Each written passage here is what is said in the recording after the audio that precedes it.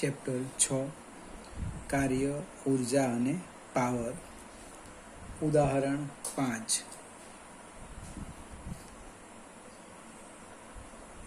Railway પ્લેટફોર્મની ખરબચડી સપાટી પર એક બહેન પતરાની પેટી ઘસડે છે. તેણી 10 મીટર અંતર સુધી 100 ન્યૂટન બળ લગાડે છે. ત્યારબાદ થાકની માત્રા વધતા તેમણે લગાડેલ બળ રેખીય રીતે ઘટીને 50 ન્યૂટન થાય છે. પતરાની પેટીએ કાપેલ કુલ અંતર 20 મીટર છે. બહેને લગાડેલ બળ અને 50 ન્યૂટન જેટલા ઘર્ષણ બળ વિરુદ્ધ સ્થાનાંતરને દર્શાવતો આલેખ દોરો. બંને બળો વડે 20 મીટર અંતર સુધીમાં થયેલ કાર્ય શોધો. હવે આપણે આ રીતના લઈએ. વાય અક્ષ અને આ એક્સ અક્ષ લઈએ. એક્સ અક્ષ પર સ્થાનાંતર લઈએ, વાય અક્ષ પર બળ લઈએ. અહીંયા સ્થાનાંતર.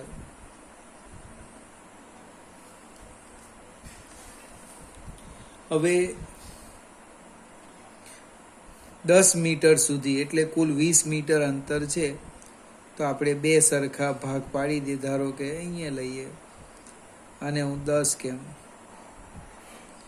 તો આટલે આપણે 20 કહીએ અને 10 મીટર કેવું 20 મીટર સ્થાનાંતર મીટરમાં છે. બળની વાત કરીએ, અહીંયા 0 છે એટલે આપણે 50 લઈએ અને અહીંયા આપણે 100 ન્યૂટન લઈએ. બળ ન્યૂટનમાં. હવે 10 મીટર અંતર સુધી એક ઝાંખી લીટી દોરું છું આ રીતના. બળ અચળ લાગે છે 100 ન્યૂટનનું. પછી બાકીના જે 10 મીટર છે એ ઘટીને 50 ન્યૂટન થાય છે. અને આ રીતે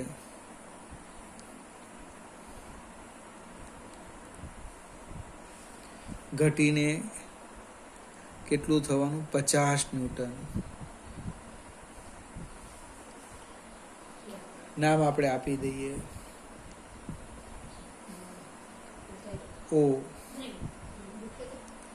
A B C D E અને F. હવે અહીંયા નીચે જે ઘર્ષણ બળ છે એ -50 ન્યૂટન લઈ લઈએ. એ અચળ લાગવાનું બને એટલે આ જે નીચેનો આલેખ છે તૂટક રેખા બતાવી દઈએ. એ ઘર્ષણ બળનો આ રીતના.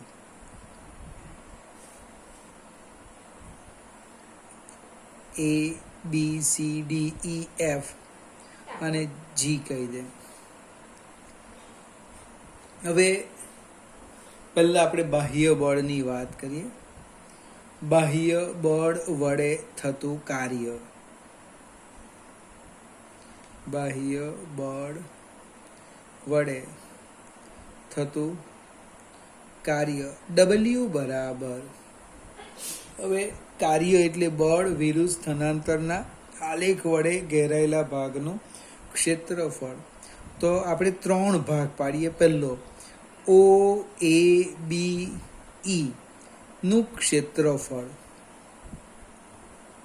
વત્તા ત્રિકોણ બને B C F નું ક્ષેત્રફળ વત્તા C D E F નું ક્ષેત્રફળ.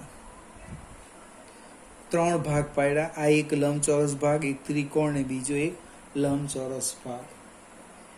તો આપણે W આમ લખાશે. આ જે લંબચોરસ છે એટલે લંબાઈ ધારો કે OA ગુણ્યા પહોળાઈ OE વત્તા ત્રિકોણ 1/2 પાયો, પાયો એટલે FC ગુણ્યા ભેદ BF વત્તા લંબચોરસ અને આપણે EF ગુણ્યા ED. હવે બધી જ કિંમત મૂકી દઈએ. OA એ 100 ન્યૂટન છે, આલેખ પરથી ખ્યાલ આવશે ને. OA 100 newton, OE 10 metre, BF 50 newton, FC 10 newton, બને EF 50 ન્યૂટન. એટલે હું કિંમત મૂકું છું 100 ગુણ્યા 10 વત્તા 1/2 પાયો FC 10 ગુણ્યા વેધ 50 વત્તા 50 ગુણ્યા 10 એટલે કેટલા થવાના? 100 ગુણ્યા 10 એટલે 1000 વત્તા 50 ગુણ્યા 10 500 ભાગ્યા 2 250 વત્તા 500 એટલે લગભગ જવાબ આવવાનો 1750 જૂલ. ફરીથી તમારા પરિચિત આકાર કે જેનું મને ક્ષેત્રફળનું સૂત્ર આવડતું હોય એમાં વિભાજિત કરી દેવાનું. અહીં એક આ લંબચોરસ લીધો, 2 ત્રિકોણ લીધું અને ત્રીજો લંબચોરસ લીધો. હવે ઘર્ષણ બળ, અહીં જે આપણે બાહ્ય બળ લખ્યું એની જગ્યાએ લખીએ ઘર્ષણ બળ. ઘર્ષણ બળ વડે થતું કાર્ય. તો કે W ફ્રિક્શનનો F લખો. WF બરાબર ODG. નામ આપણે ABCDEFG અને અહીં H લખી દઈએ. H એટલે ODG H નું ક્ષેત્રફળ. હવે ક્ષેત્રફળ એટલે લંબચોરસ છે એટલે લંબાઈ OH ગુણ્યા પહોળાઈ HG બને એટલે OH -50 ગુણ્યા 20 એટલે લગભગ -1000 જૂલ આવે. ઋણ શા માટે આવ્યું? તો કે બળ અને સ્થાનાંતર પરસ્પર વિરુદ્ધ દિશામાં છે અને સ્થાનાંતર થાય O થી D, આમ થાય ધન x અક્ષની દિશામાં, અને ઘર્ષણ બળ એની વિરુદ્ધ લાગે એટલે θ પાઈ cos પાઈ કેટલા આવે? -1. એ આ માઇનસ બતાવે છે. આગળ જઈએ. છઠ્ઠો એક્ઝામ્પલ.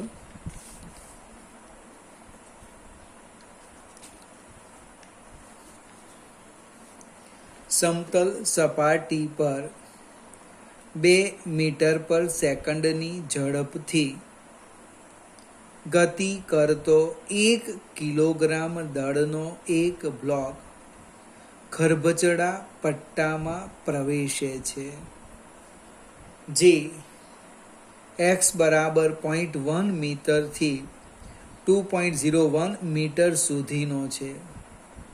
આ પટ્ટાની મર્યાદામાં બ્લોક પર લાગતું અવરોધક બળ FR એ એક્સના વ્યસ્ત પ્રમાણમાં ચલે છે. પછી એ લોકો જે અવરોધક બળ છે એની શરત લખી છે આવી કે FR ઇક્વલ ટુ -K/x. પણ જ્યાં લખ્યું છે મને જ્યાં 0.1 કરતાં મોટા x અને 2.01 મીટર કરતાં નાના, ત્યાં જ આ ગતિ આપણે ઘર્ષણ બળ લાગવાનું.